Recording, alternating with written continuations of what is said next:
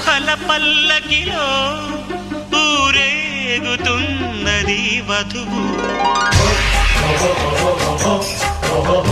చిరు చిరు పెదవులపై ఊరుతున్నది వధువు.